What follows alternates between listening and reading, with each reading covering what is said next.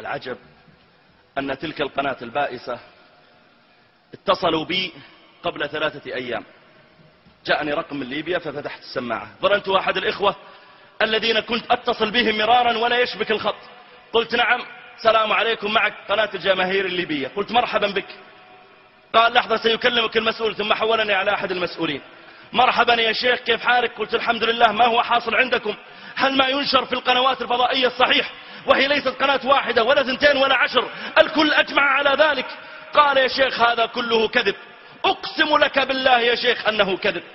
وتعالى الله عن يمينه وحلفه، يقول والله يا جماعة أقسم بالله العظيم يا شيخ أنه كذب، وأنه ما في إلا بعض المشاكل من بعض الشباب في بعض القرى، ونحن قد قضينا عليها وأعطيناهم بعض الحاجات وسكتوا الآن.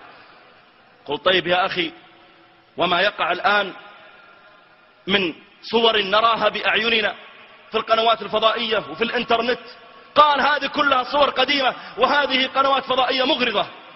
قلت يا أخي نفس الصور تعرضها الجزيرة والعربية وبي بي سي والإخبارية وكل القنوات تعرض نفس الصور، أتواصوا به؟ كلهم اجتمعوا على طاغوتكم. قال هذا كل كذب وهم ينقلون من بعض.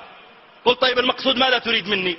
قال نريد منك مشاركة هاتفية، لأن الشعب الليبي يحبك ويتابعك والشباب يحبون العريفي، فنريد منك جزاك الله خير مشاركة هاتفية تقول لهم اهدأوا وهذا ولي أمركم، أطيعوا ولي أمركم. قلت له بئسا في قولك وتفا على وجهك، وأنا أشرف من أن أزكي ذلك الطاغية. وعجبت والله من جرأته.